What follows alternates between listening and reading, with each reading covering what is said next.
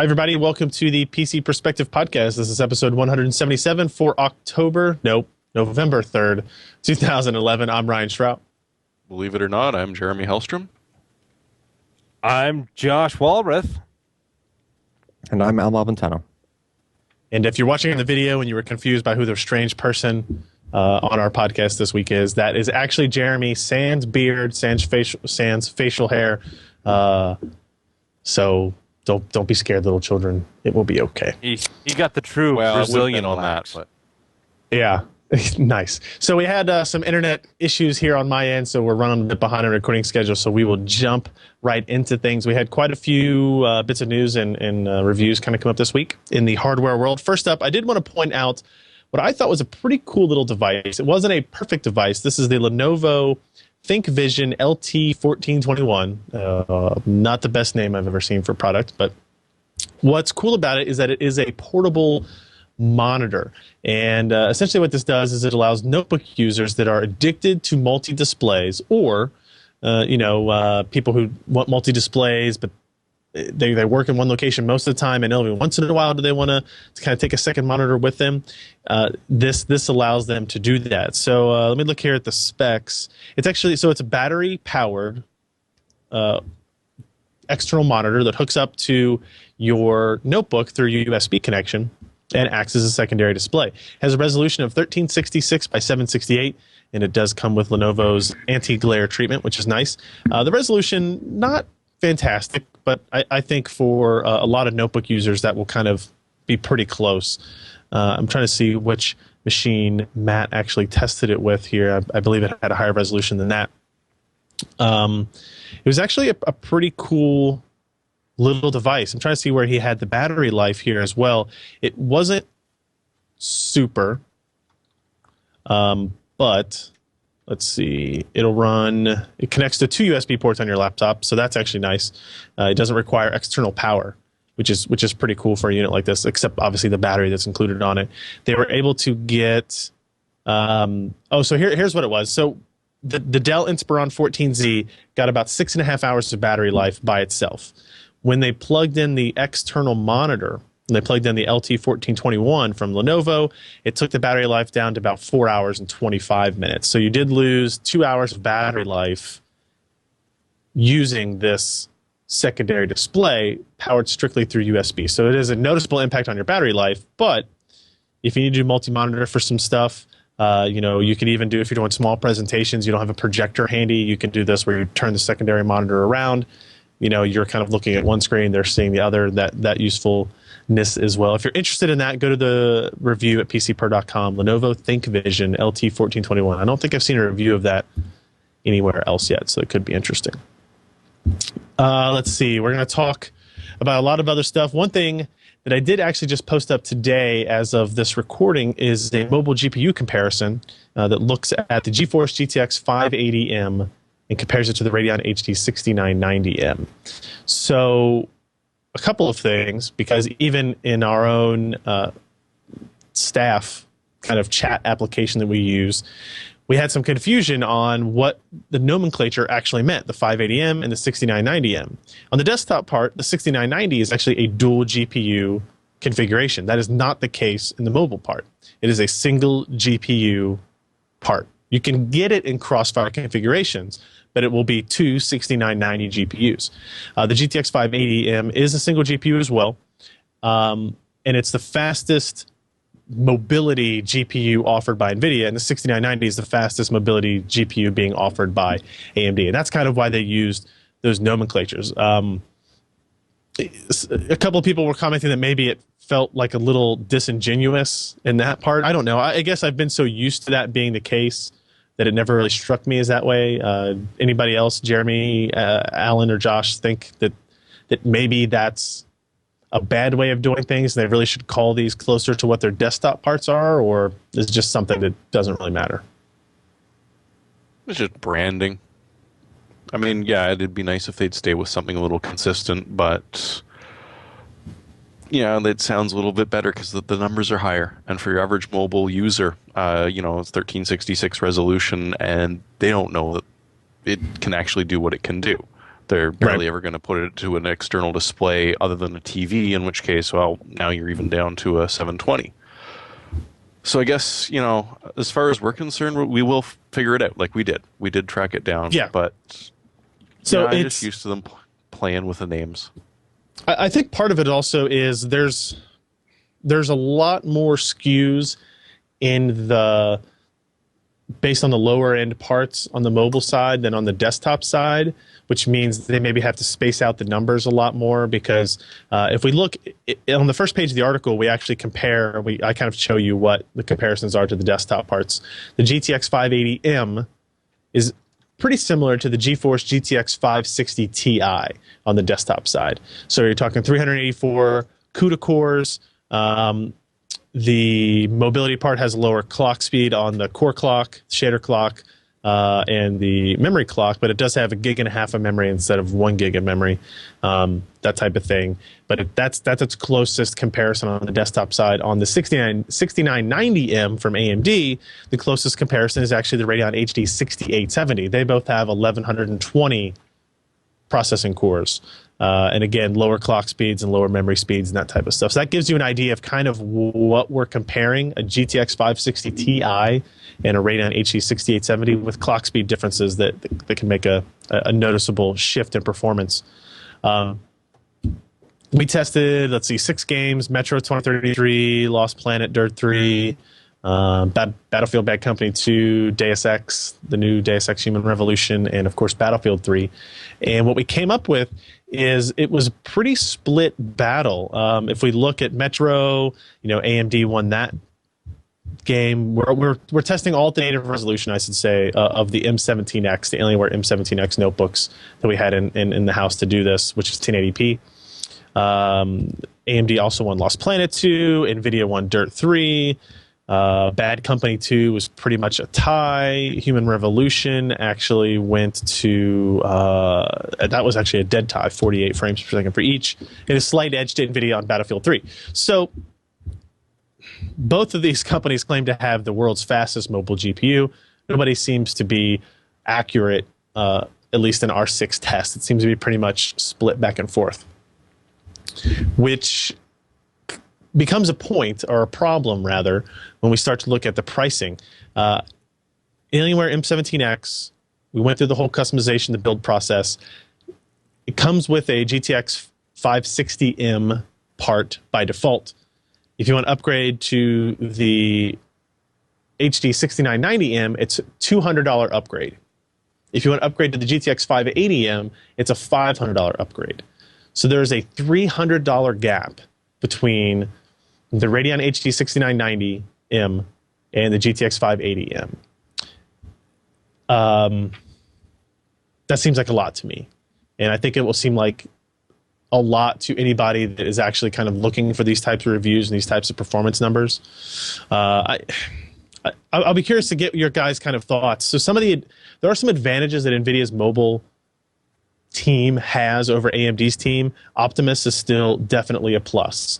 You don't have to worry about switching between discrete and integrated graphics modes on an M17X or any system configured with the GTX 580M, because it does it automatically. It doesn't actually turn on that GPU until you actually start a game. With the AMD system, you have to manually do that either by hitting function F whatever key, or right-clicking on the desktop, choosing switchable graphics options, and then going into and selecting which one you want to go. Now, it works, and you can get the same battery life before and after as you would with the NVIDIA system, but it's a little bit more cumbersome. It's not quite as upfront about which GPU is currently on or not, so it's possible that a user, if you're a college kid and you want a gaming machine, but you also have to take this with you to take notes or to do some projects or something at school, if you turn it on and it's not hooked up to AC, you'll notice that, the fans out the back are putting out a lot more heat. You know what? I was playing whatever last night, Battlefield 3. I forgot to turn it back on integrated mode. The issue comes in, how long did it take for you to notice that? How much of your battery life is affected by that? Because the difference in battery life is pretty significant. If we're just doing a web browsing test with the integrated graphics only, because these are Sandy Bridge-based laptops, you're getting about 264 minutes, which is actually, I think, pretty good. You're talking over 4 hours of battery life on a huge machine. However, if you have the HD 6990M enabled, even though you're not gaming, even though you're not doing anything that's using the GPU, it's just idle. It's using a lot of power while it sits there, and that drops from 264 minutes to 141 minutes. So if you're not paying attention, you could lose almost half of your battery life if you have the wrong GPU enabled. And that's one of the reasons Optimus, I believe, is a better technology. NVIDIA also does a much better job when it comes to releasing drivers for notebooks. Their notebook driver platform, I believe, is the best by far in the market. They're almost day-to-day release with desktop graphics updates. AMD doesn't even guarantee that their graphics cards will, their mobile graphics will work with drivers that you can download from the AMD website. A lot of times, depending on the vendor, you'll have to wait for their specific drivers, those types of things. NVIDIA has done a much better job kind of cultivating that market as well, making sure that when Battlefield 3 is released, you have the best capable driver to play it day one. You know, and if you're the type of person that's buying an M17X, that's probably pretty important to you. The issue is, and the question I pose to you guys, is if you're going to spend $1,800 to $2,000 on a laptop with the purpose of gaming, you're buying it because it's a gaming laptop. You're not buying this to do schoolwork or reports on. Can you justify to yourself the $300 price difference between these two mobility GPUs? Anybody? Why would you spend $1,800 to $2,000 plus on a laptop so you can game on a machine that has to be plugged into a wall? Unless you really want to game for, what, half an hour, 45 minutes? Well, it should be plugged into a wall while you're gaming. I think that's obvious. And that's sort of the thing isn't that sort of the idea of, oh, it's a mobile gaming platform so I can game wherever I am? Well, no, it doesn't work that way. You know, even if you've got a wireless signal from wherever, you still need to be able to plug into the mains if you want to play it. So why spend twice as much for a mobile form factor that isn't mobile? Well, you're getting into a debate of... What's that, Al? It's just a UPS at that point when it comes to gaming. Well, that's really all it is. I suppose we're getting into a debate. We're getting into a debate of, do you want a notebook for gaming? And I think that's separate from this, because I think there are a lot of benefits to having a notebook for gaming. If you often go to your friend's house, if you go to different places and you want to be able to game, it's a pain in the ass to have to bring your PC and your monitor and your keyboard and your mouse and get all that together. Just this week, I happen to have the M17X here. I was going over to my sister's house again because I'm doing a lot of babysitting this week. Kids go to bed at 8:30. I thought, well, I can play some Battlefield 3. I'll just bring this M17X with me, and I can just sit it on the kitchen table, have my headphones, and have my external mouse, and boom, I can play that. And there are a lot of people that go to LAN parties. When I was at GeForce LAN and that kind of stuff, people were doing that same idea. The idea is, you only want one machine. There's a lot of people that only want one computer. They don't want a desktop. They don't want a laptop for different purposes. They want one machine, but they want to be able to game on it and that kind of stuff. And I think that is a growing population of PC gamers. I really do. I really think that's going to be more important to us in our market in the near future. Then they'd probably be quite willing to spend an extra 15%, 18% to have a graphics card which is going to be able to accept the bug fix patches that come out, as opposed to sitting there waiting, praying that AMD is someday going to release an update to a driver, which I'm sure will happen. So that's the kind of input I'm after, right? So if you are that person that only wants one machine, is it worth $300 over the AMD solution, even though they're very similar in performance levels, for those types of added benefits? Josh, you have any input on this this discussion? Any thoughts on that type of debate? I'm not entirely sure why NVIDIA is asking so much more for such a solution, because they really are quite similar. Sure, they walk away in a couple of titles. Otherwise, they're just a little bit faster. But $300 faster? It's hard to say. It's hard to, yeah, but you know what? They're selling Optimus. They are. Oh, yeah. I mean, they definitely are. And part of me wonders, I don't know, $300 premium over. So they're basically charging you $500. It's $500 to go from a 560 mobile part to a 580 mobile part, regardless of what the specifications are. That's a pretty significant upgrade. Do you think? I don't know. It's a debate. I don't. No, NVIDIA will never admit directly. Are they charging way more and getting a higher profit margin than maybe they need, or that they would be used to getting on these types of parts? Or is AMD kind of undercutting, trying to make themselves the de facto result for this type of laptop? You know, maybe AMD is selling it really, really close to their margins, or something like that, in order to get their foot in the door on the M17X and these types of high-end gaming notebooks. I mean, I don't know. I don't know enough about the mobile market to know what like individual chip pricing is and how that kind of stuff works as compared to the desktop market that I think we're all much more familiar with. So, yeah, it seems somewhat excessive. You can understand an extra $100, but 300 is well, it's kind of silly. Okay. So go to the PCPro.com, check out that review. Let me know what your thoughts are in the comments there, or you can send us an email, podcast@PCPro.com. I'm always curious because the mobile market is one of these things that's constantly changing. And I think mobile gaming will catch on more, regardless of what we're talking about, Fusion APUs or, you know, Ivy Bridge parts with better graphics, that type of thing. So let's move on to a completely different subject. Alan, I want to talk to you a little bit about the story you posted about the iPhone 3GS, 4, and 4S battery life testing. Now, we don't usually focus a whole lot on phones. Right. But you happen to have access to all these phones, and there is a big problem that I didn't even know about until you started talking about it on our Yammer feed about battery life concerns with the new 4S phone, and you did a little bit of testing to kind of, I guess, not find a solution, but to quantify what those differences are?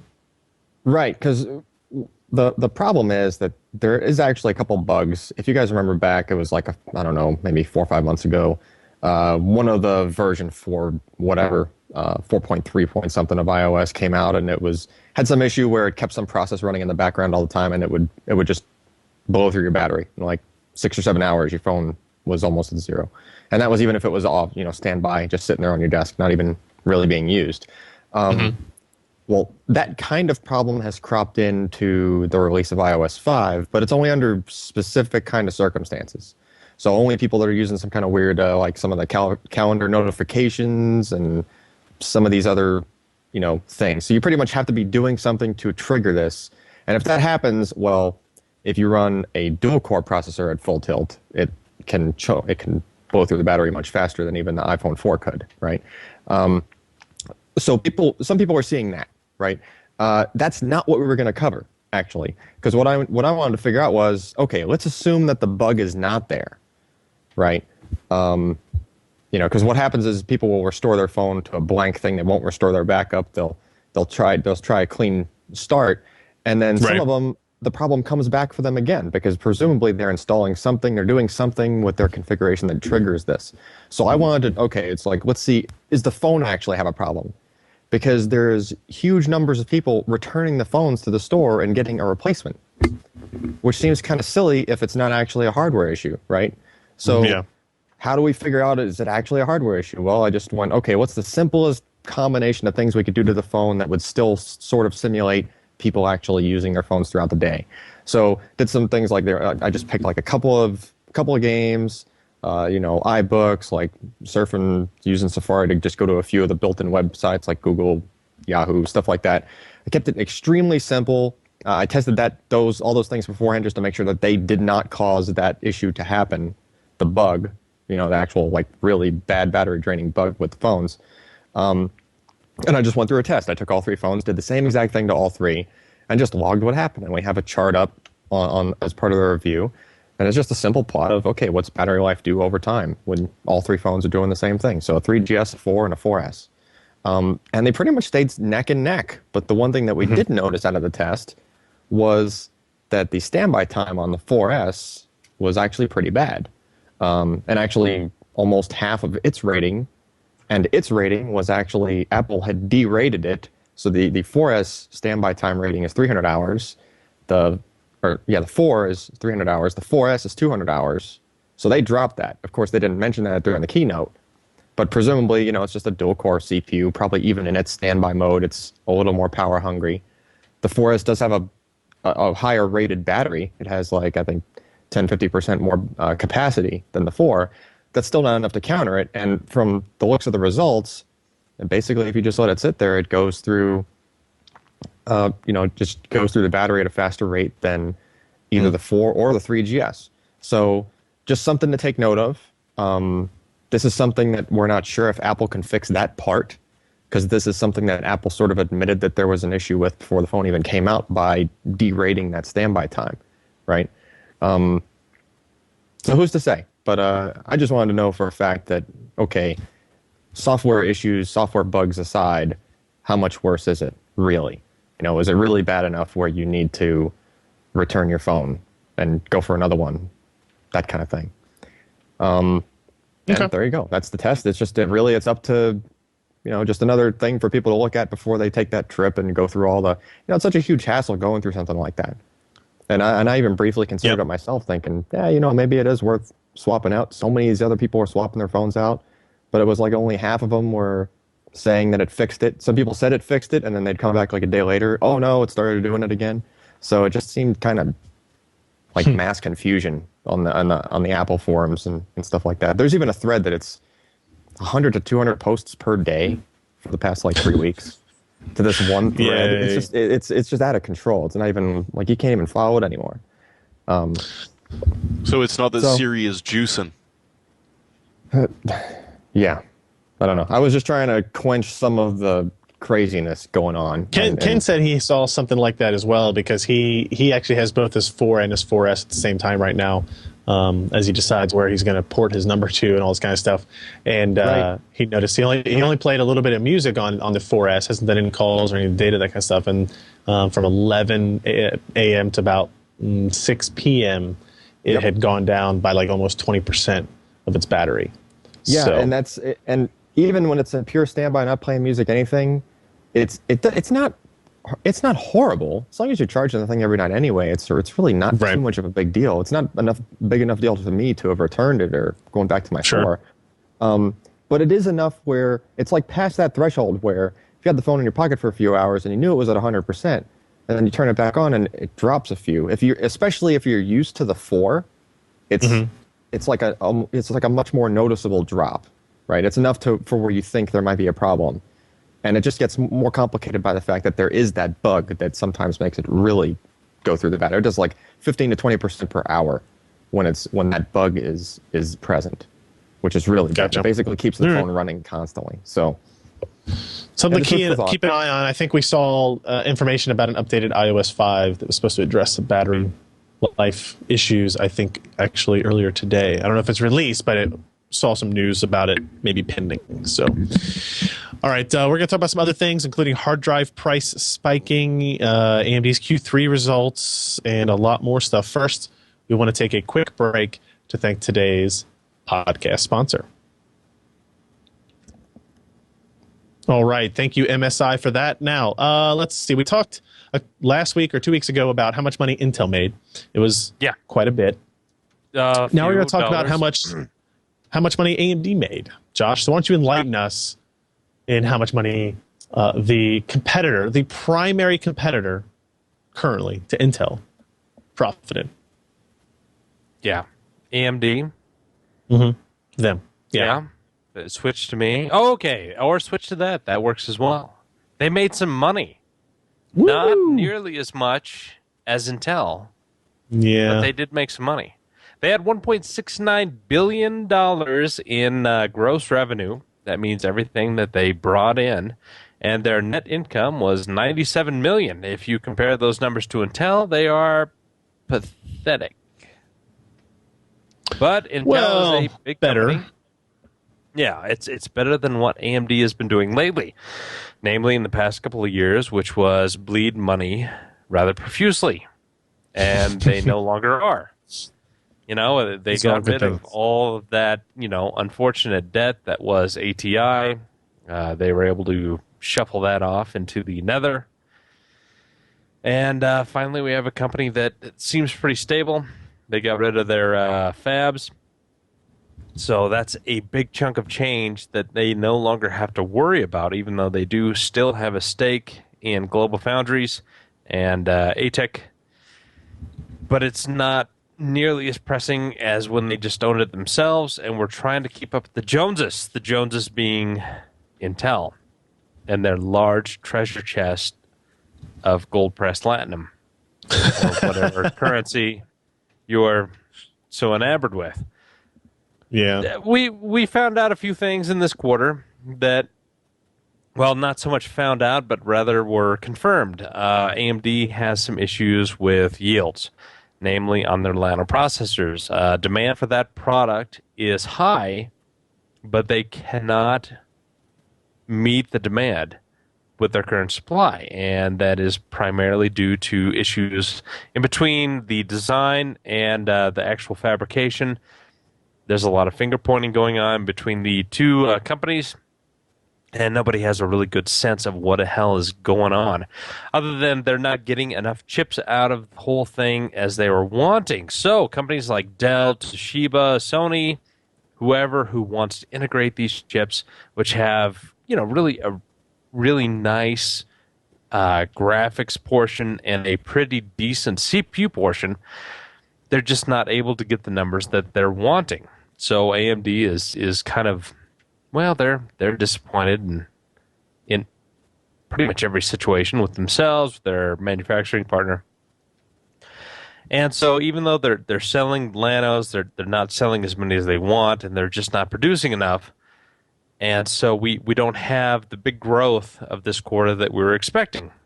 Also, Bulldozer had been delayed for quite some time, and even though yields on these products were better than what we have seen with Llano, there's still some issues with it.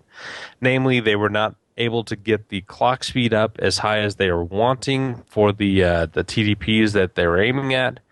And so overall performance against like the Intel Sandy Bridge, the i7 2600K and the 2500K were not as good as they were expecting. And part of that is due to design, and another part is just due to them hitting a TDP ceiling that they were not able to really get across at this time. So we're stuck with a product that is clocked at 3.6 gigahertz, and it can barely keep up with what Intel has at 3.3 gigahertz.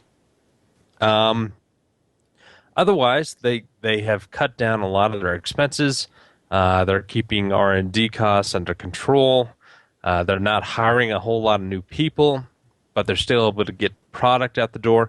Graphics had a nice little jump over the quarter. They actually made money in that division. The HD 6000 series is selling very well. They've got the HD 7000 series that is coming up pretty quick and will be beating NVIDIA to the punch. So that's going to be a positive thing. So there's a lot of good and a lot of bad from AMD right now. Overall, it's slightly good because they are making money. They're showing some increases in not just graphics market share, but also processor. Llano is doing well with what they can supply. It would do better if, of course, they had better yields and more product coming out of the fabs. And that is something that they're really hoping Trinity will be able to improve upon, and that's expected in very, very early Q1 of 2012. So expect around CES time for us to be talking a lot about those particular products. And that's a good thing for AMD. It's a good thing for all competition and consumers, because we're finally going to get a product that may live up to all the hype of what the Bulldozer architecture can do. So this will be a pile driver product. It should have increased IPC. So even though it'll be clocked at 2.3, 2.4 gigahertz, it's going to keep up very well with what Intel has, and it's going to have graphics that are 20 to 30% better than what we see now. So it's going to be a win-win if they can deliver on time and within specifications, because Intel will not have a mobile processor until the 22 nanometer products come out, which I think the mobile products will be a little bit later than desktop. Desktop are expected to be around March 2012. So we'll see the mobile stuff a little later, and that gives AMD a nice little window to increase their market share there. So other than that, it was a slightly profitable quarter for AMD, and that's a good thing for competition's sake. All right. You know what's not a good thing for us or any of us is apparently floods in Thailand. We obviously the floods over there, they've killed hundreds of people, very bad things. We kind of look at things from a technology angle. And what we noticed a couple of weeks, I guess about a week ago now, is somebody sent over a link to the price of a Western Digital hard drive.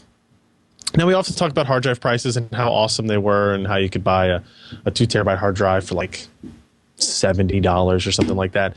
Well, if you go over to Newegg today and you search for 2 terabyte hard drives, and we kind of just filtered by Western Digital just so we could kind of limit it to what their product lines are, you will see that a 2 terabyte Western Digital Caviar Black drive is going to run you $240. And the RE4 drive, which is the Raid Edition drive, is $330. And the Caviar Green is $229. A couple of different editions of that. One of the OEM versions of the Caviar Black are $250. And apparently, what has happened here is that this particular area of Thailand that got hit by flooding pretty severely is home to many of the hard drive manufacturers' bases, of many of their manufacturing facilities, as well as some of the suppliers that supply parts to those hardware vendors. I think there was a quote from Western Digital CEO or somebody else that says the company that makes the motors for the platters that makes like 90% of the motors is also hit by this flood. So it's not just going to affect Western Digital, it's going to affect basically every company that makes spindle-based, platter-based hard drives. And the CEO from Western Digital actually said that this will affect the market for multiple quarters, which basically takes us into mid-2012 before I kind of expect this to kind of all be stabilized again. This is bad news. If you're building a system and you were hoping to get two 2 terabyte hard drives for $120, you're not going to be able to do that anymore. And it already kind of affected some of our decisions here in terms of expanding our NAS devices and those types of things, because we can get by on the current ones we got now before buying those 3 terabyte drives. Alan, have you heard anything else from anybody about this, about how long it might last, or anything like that? Well, I can say we expect it to affect more than only Western Digital, right? Because a lot of the plants for multiple manufacturers, it just Seagate, Hitachi, right. Yep. And it's affecting, like a quarter of their production, roughly. And that's assuming that there's not a few components there that were solely based out of Thailand, right? Which they might have to be scrambling right now to figure out, okay, where the heck else are we going to make this, whatever one component of the drive. But yeah, I think the way to think about this is 3 terabyte hard drives going for $399 on Newegg now. Right. So they did definitely jump back up. I don't think that's going to stop someone necessarily from getting that one drive that they were going to put in their build anyway. It's just going to cost them, that another $100 for their larger drive. It might get some people to shift a little bit, though. A lot of people have actually asked me, because just knowing what I do, they see me and they're like, hey, do you think everybody's going to be buying solid state now? Well, no, they're not going to get that much cheaper. It's not going to be that. It's not like hard drive prices have just gone 5 times the price, which is probably what it would take for them to get parity with solid state drives as far as people buying. No, but then I don't think they have to get to parity for it to drastically kind of affect and move people in that direction, maybe?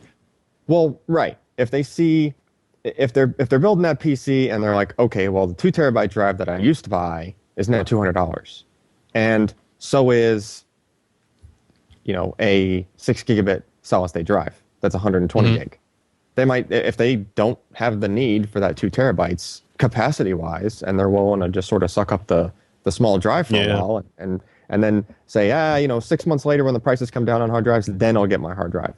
So yeah, it's gonna shift it for some, but I don't think there's a lot of people that 120 is just not enough in their mind. They're so used to like Correct. minimum capacities being 250 Yeah, or that's 300 true.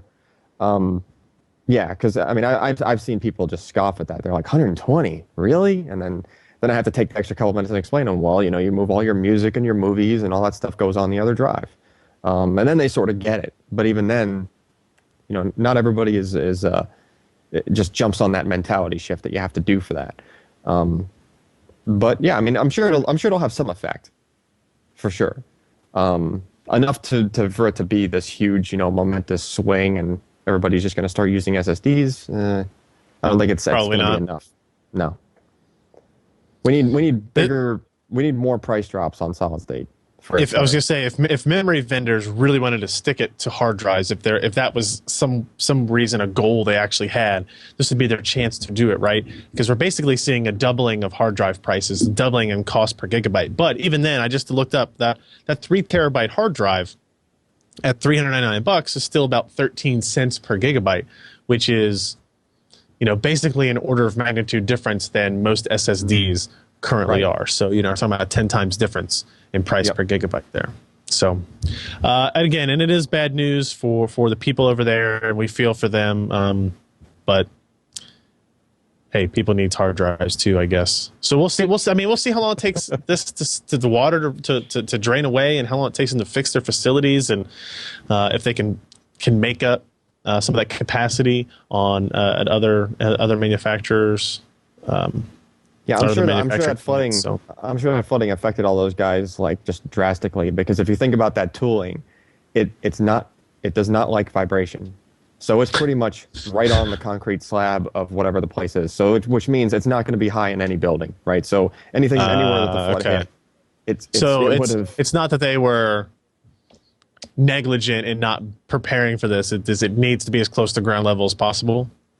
Yeah, it's just that it's similar to a chip fab. A lot of that tooling is mounted like a very stringent manner, and even they have to go through great pains because the tooling for a chip fab actually extends through levels of the facility, and they have to somehow make it rigidly mounted yet still be able to access the bottom part of the tool and that kind of thing. So this is not the same. If you, I forget who did it. Somebody did like a Western Digital factory tour a while back and walked through one of them. But there's actually some pictures in that piece. Okay. If you Google around, it's on the net somewhere, and you'll see they have like layouts of the floor, and you'll just see all these tools are just mounted, and assume it's just floor level, ground level. Cool.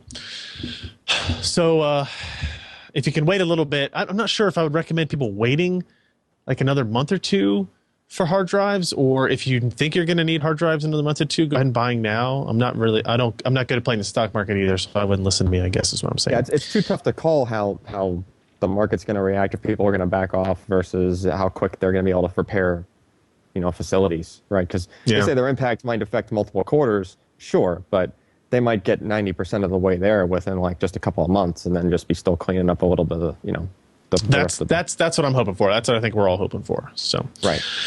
Jeremy, you posted up a little news post today about Gigabyte and their upcoming X79 motherboards for the Sandy Bridge E platform that will be launching relatively soon.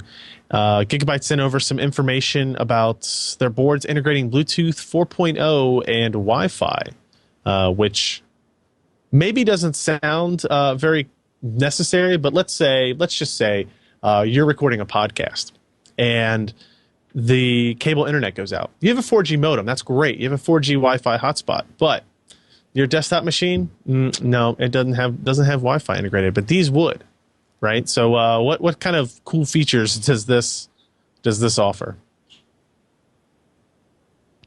You've got two going. One is, of course, the fact that you've got it's not even a built-in Wi-Fi card. It is a discrete Wi-Fi card, which is, in a way, probably a good thing because it's going to be a purpose-built as opposed to squeezed in there in between a couple of circuit tracings and, sorry, we had to make them a little bit longer than we intended to. So it's a nice discrete card. So you're going to get Wi-Fi built directly in, and for those that you don't want it, just plug it Hey, you're secure. The other thing is it'll give you the new low-power version of Bluetooth, Bluetooth 4.0. Now, of course, immediately springs to Gigabyte's mind that, hey, there's this iPhone that just came out. Drains batteries really quickly, but it uses Bluetooth. So they do mention that, hey, it will sync up with your iPhone 4S. It will make it completely easy because you got two antennas coming out. One will be your Wi-Fi antenna, and the other will be your Bluetooth antenna. But as somebody in the comments section mentioned, they're yay, iPhone. If you got it, it makes sense. If you don't, well, Bluetooth is actually becoming a lot more common nowadays. You run into the connected home. The idea that your fridge can be calling the grocery store to order food through Bluetooth. You got a thermostat that's Bluetooth enabled. You've got a blood sugar meter reader that you just take and it records to a device over Bluetooth. Guess what? The motherboard is now Bluetooth capable. If you get a couple of apps that will go on a PC, this thing's already going to have it in there. So it is a little bit more than just, yeah, my phone can now sync up with my computer. There's a lot of actual fun things you can do with Bluetooth that, for the most part, you've got to buy an expensive purpose-built device with a network connection that is now going to communicate with your appliance and then send it out to the internet. And, oh, well, it can only do it over this certain ISP and you have to pay extra for it. Nah, get your bloody PC to do it. So the X79 is coming up. It's not just going to be about the new processor. You're probably going to see a lot more PCI Express 3.0, and Gigabyte's going pretty far out to try and bundle a bunch of extra things. The only thing we don't know, will this card be sold separately as well for people that want to have? That's somebody in the comments asked that, and we obviously don't know that yet for sure. I would guess not, that they would not. I think they would use this as a selling point for their X79 boards, which is a little bit disappointing because the Asus U3S6 card, which was a x4 PCI Express USB 3.0 SATA 6G add-in card, was very, very popular and it was used in a lot of things. And in fact, a lot of people still, like if you're a Blackmagic user, the USB 3 shuttle devices worked very well with that particular card. Now people try to find those cards on eBay and that kind of stuff since they're not making it anymore. But for example, I bet Bigfoot is going to come out with one. Yeah, the market for PCI Express based Wi-Fi cards is pretty minimal, and maybe doing one with Wi-Fi and Bluetooth, this might be the first one to actually do it. So it could be. I think it would be a great add-in card, but for Gigabyte, unless they're going to sell that at kind of like a high profit margin, I'm willing to bet they don't think that's a high enough draw for them to take it away from their kind of like exclusive hardware bundle. But yeah, I mean, as the person in the chat room adds, they would love to get their hands on one, or I'm sorry, in the comments, they would love to get their hands on one for the new HTPC build, and that's that would be a great use for that type of device. So. Let's see what else we do this week. Oh, we had we produced a little video comparing, get this, the Intel Core i3 Sandy Bridge graphics versus AMD's Llano, the Fusion A8 3850 integrated graphics on Battlefield 3. I know what you guys are thinking. It's probably crazy, but we wanted to do it. We had a couple of requests for that. We thought it was an interesting little bit of testing. The results, better maybe than expected. The AMD system is the only one that could play it, to be perfectly honest with you. 1366 by 768 resolution. It would work on that external Lenovo display maybe. That's kind of like, that's a pretty low resolution, but it's a little bit better than 720p. And low quality presets in Battlefield 3. And what you see there is we were able to play Battlefield 3 at about 30 frames per second, just over 30 frames per second, with an AMD A8 3850, an A75 motherboard, 4 gigs of memory, 1 terabyte hard drive, your standard case and power supply, all for about $450 complete system build, which is pretty nice. On the other hand, the Core i3 2105, which is a great general purpose computing processor, great quad core or dual core hyper-threaded part, was not able to I think average like 10 frames per second at those settings, and there's not really any room to turn other stuff down on that game. So, it's not great. It's not like playing on a 560 Ti or a Radeon 6950 or anything like that, but you can do it if that's the system you have. You have to be ready to lower the resolution below 1080p, lower those presets all the way down to low, and you can be able to play it. And because the way the Battlefield 3 engine works, it actually still looks pretty good. You get a lot of jagged edges because we don't have anti-aliasing turned on. The texture quality is still pretty good, and the lighting basically looks identical between that low preset and like the higher, the ultra preset, and the lighting is what I think really makes Battlefield 3 look pretty impressive. So if you're interested in that, we've got a short under 2-minute video you can go check out and see what our comparisons were there as well. So I guess that's kind of also useful. Hopefully soon we will have notebooks based on this kind of performance level of APU, and you'll be able to see that your notebook, your Lano notebook, which might also have a resolution of 1366 by 768, might be able to play this game at least fairly reasonably. So that's good news. I think Battlefield 3 catching on. 5 million copies sold or something like that, right? Alan. Yes. Intel released a new SSD toolbox. What does that mean? What did that get consumers if you have an Intel SSD? Well, they simplified some things for us. Intel. I guess I should specify. This is a piece of software that runs in Windows, right? Yes. Okay. It's just SSD toolbox software is Intel's little simple interface just to show stats of your solid state drive. At least that was what it was previously. It would show you smart attributes, some of which would tell you things like that, how the drive is wearing, how many blocks it decided to call bad, similar to bad sectors of a hard drive, right? As flash memory gets to its end of life and wears out, it starts to, blocks start going bad. So this is where it would register as in the smart data. The toolbox would also have some optimizations for Windows PCs, where it would look at some of the specs and registry entries and whatnot of your Windows 7 machine, and it'd be able to tweak some of those settings for you just to make your system a little bit better optimized for solid state drive use. And the other thing that it would also do is it had a secure erase function, where it could it wouldn't do this to the operating system drive, obviously, since that's what you're running on. But if you had an Intel drive connected as a secondary drive to a machine with no partition on it, it could wipe the drive for you, secure erase wipe, like absolutely clean state as if it was new. So that was the original SSD toolbox up until about a week ago. The new one added a couple more features. They cleaned up the interface, did some tweaks to it, made it just look nicer overall. Finally fulfilled a promise that Intel made back when the X25M came out, which is where they would have a piece of software that would give you, here's how much life is remaining on your drive. Boy, that's been quite a while.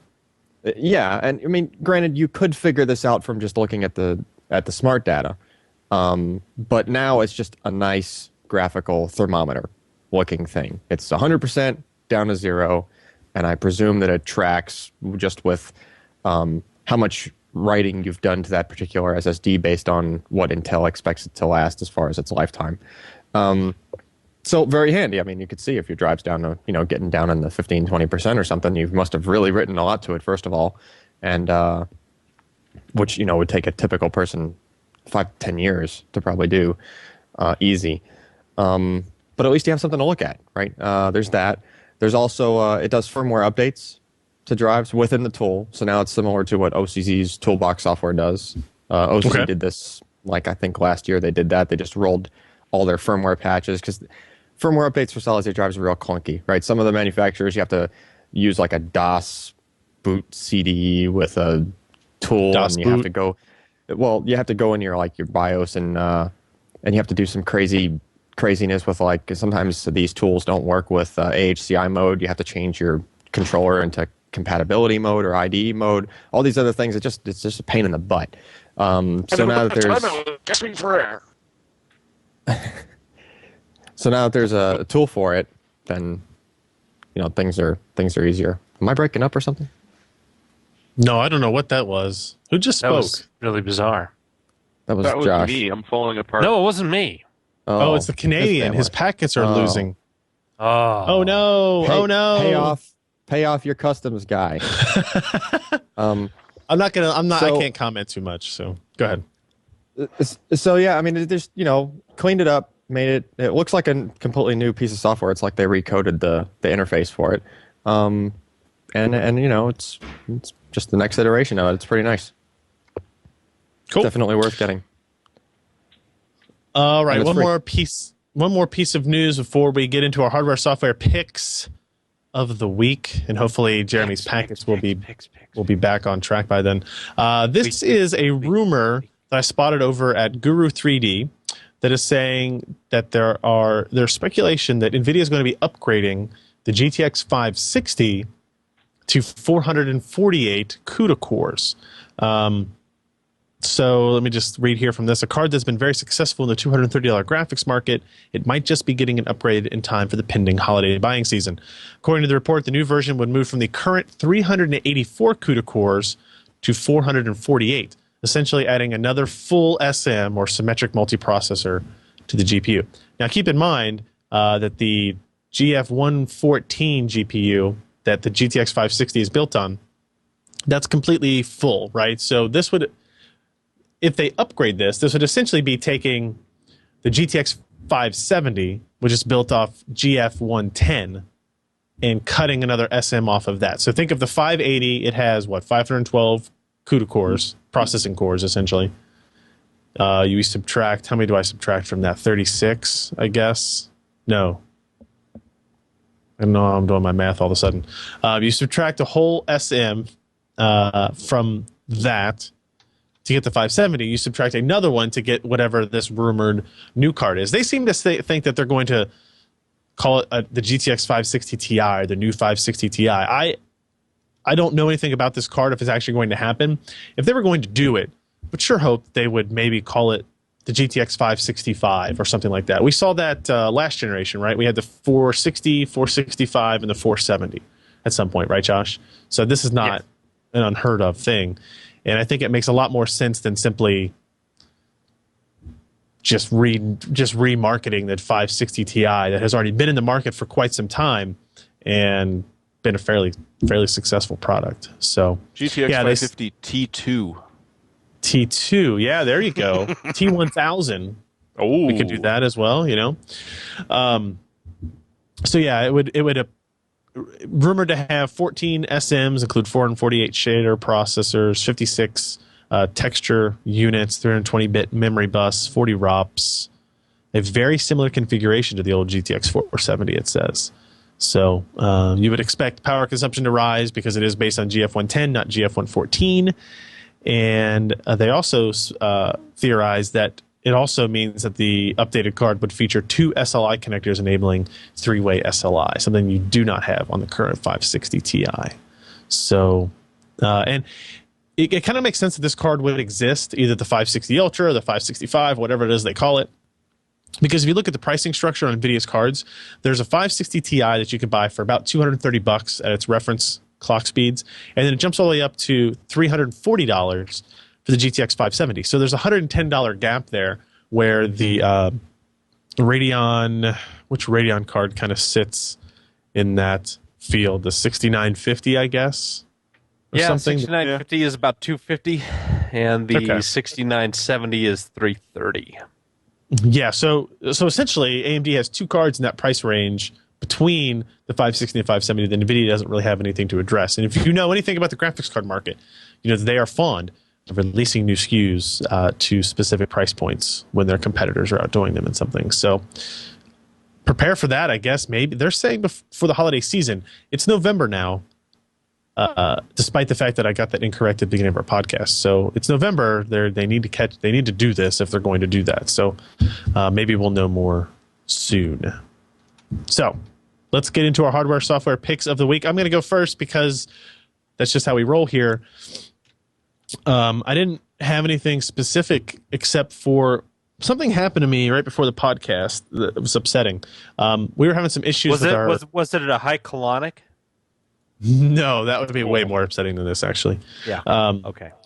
So our video testing rig was having some stability issues with a new card we're testing, not the 565, I promise. And so I thought, you know what? If this is only happening with Steam games, maybe I just need to uninstall Steam client and reinstall the Steam client.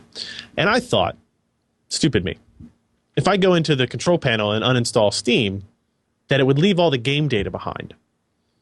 Or at the very least, it would say, hey, we have to remove all this game data, including your save games. Are you sure you want to do that? No such dialogue appeared. All of a sudden, I noticed the uninstall process was taking a significant amount of time. I went to the my computer box, hit refresh a few times, and I saw the free space on my drive slowly increase from about 100 gigs to 120 to 150 to 170 to 220 on down the line because we have a large Steam collection on there. And I went, well, son of a bitch, there goes all of my Steam games. I didn't also know that it was going to remove the time demo files that we had recorded, the save game files that we had recorded. So yes, I've been in kind of a recovery mode for all that. It seems kind of backwards. Don't you guys think that, if I had 200 gigs worth of Steam games downloaded and I choose to uninstall Steam, that shouldn't it at least say, hey, if you don't make a backup of this, you reinstall Steam, you're going to have to re-download 200 gigabytes worth of stuff. But it did not. I had a backup on a USB 3.0 hard drive. I was able to kind of get the stuff I needed back on there. I did lose some demo files. So consider this hardware software pick of the week to be a friendly reminder. Don't uninstall Steam unless you really mean it. So does that seem kind of backwards to you guys? Yeah, that seems completely backwards. Yeah. Yeah, I was very disappointed by that process. Jeremy, give me something more exciting to talk about. Well, I mean, this is yet another thing for the paranoiacs out there that if something horrible is going to happen, they want to feel safe. Stumbled across, for some reason, Maximum PC was talking about what is called the Maxwell Technologies Nuclear Event Detector, which is a nice little 6-pin silicon chip, which essentially consists of a radiation detector, which is able to pick up the advanced radiation coming out of a nuclear blast and react to it in order to shut down a computer which is attached to it to avoid the EMP pulse. Even better, it's got a timer in it. So it will turn the computer back on after the EMP pulse has gone by. So now, not only can you harden your system with a relatively inexpensive piece of equipment that you buy from an excess inventory distributor, because you can't buy it directly from Maxwell, you've got to be a government contractor, like, say, maybe Al might be able to buy one straight off the bat. But hey, if you're really worried that the world is going to end in fiery doom any time now, but you really want to be able to play Doom after it happens, hook one of these up to a nice power surge protector, because you can get the 6 power pin one, so it will drop the power to it. Your computer will shut off, and after a while the timer will reset it back to a high state where it'll let current pass through it again. And you'll be back blasting people away in no time until the mutants actually show up outside your door and you can put in some practice in real life. Funniest thing I've seen in a long time. Nice. Josh, what do you got for us? SSDs, they just keep getting cheaper and cheaper. And now the fast ones are getting cheaper and cheaper as well. You can now get with the Vertex 3 120 gig for well under $200.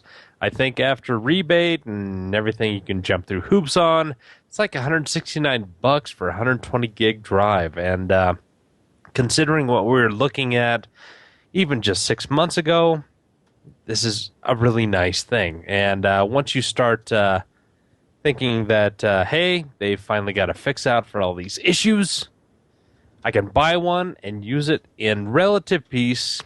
Plus, Sandforce was bought by LSI last week, and LSI is one of those big-end RAID controller guys that has a pretty good track record. So, positives all around. Sweet.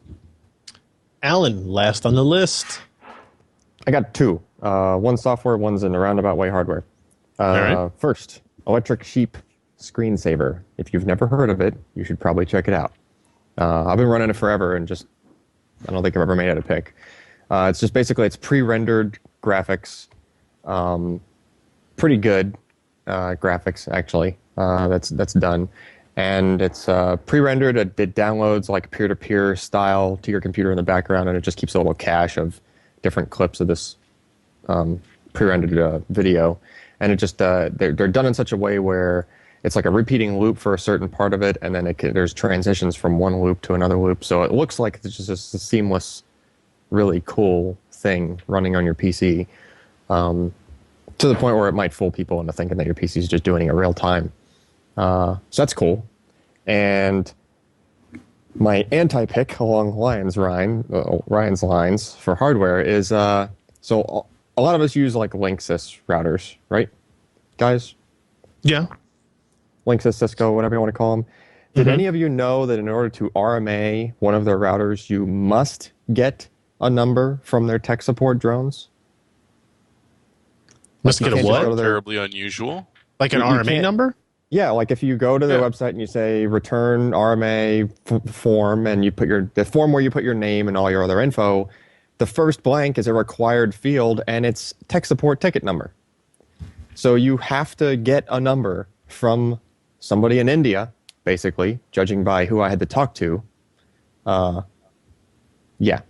So you have to try to convince this person on the other end that, yes, I've reflashed it to the most recent firmware, and yes, I've reset all the settings, and yes, I've done this, yes, I've done that. Like, you have to go through all that just to return something that you know is bad.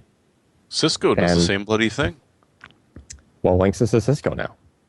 Yeah, Cisco bought Linksys. Yeah, but what's No, no, crazy no. So is guess that- where? Yeah. So guess where Linksys inherited it from. Is the point? Cisco. Right. You jump through so many. Well, you know, hoops before Linksys you're has actually got allowed to- Cisco DNA now. and here's what's ridiculous. This That's is- worth okay, like so- 150% margin on their products. Nice. So a router Not bitter at all. that- Nope. So a router that works for about 2 to 3 hours, and then the Wi-Fi radio just cuts out on until you unplug it and plug it back in to reset the thing, right? And it just repeats this.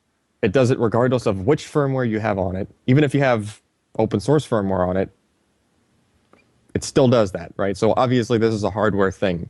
When like 5 Wi-Fi devices in your house all lose connection to this guy all at the same time until you reset it. So it's pretty cut and dry there.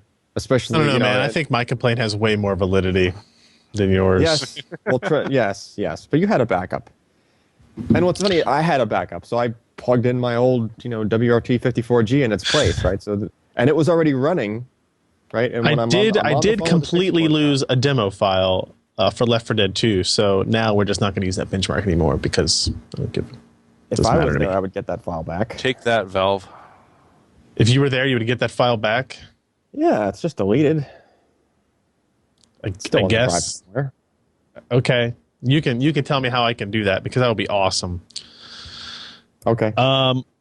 Okay, but however, that is going to be the end of our show for this week. If you guys want to get a hold of us, podcast@pcper.com is the email address. Send us your questions, your comments, your complaints. Actually, complaints just send directly to Josh. He likes to field all of those. Let's see. The toll-free number in the U.S. and Canada is 1-888-38-PC-PER. If you want to call and leave us a funny message, maybe we'll play it next week. Who knows? Maybe we won't. I don't know. Maybe my internet will work next week. Crazier things have happened. PCPer.com/podcast is where we would implore you to send your tech enthusiast friends, maybe people who just want to get into PC hardware and listen to four guys most of the time ramble. Please do so. We encourage everybody. That's how our show grows. We get new audience and have more fun and get better emails and more exciting maybe phone calls about papers and stuff like that. Papers. And papers. And of course, please follow us, facebook.com/PCPer, twitter.com/PCPer. There's where you can get up-to-date news and reviews from our site, besides just our weekly magical, stupendous podcast. So thank you guys again for listening. We will be back next week with more hardware news. I'm Ryan Schrout. I'm Jeremy Hellstrom. I'm Josh Walrath. And I'm Al Montana. Thanks for listening.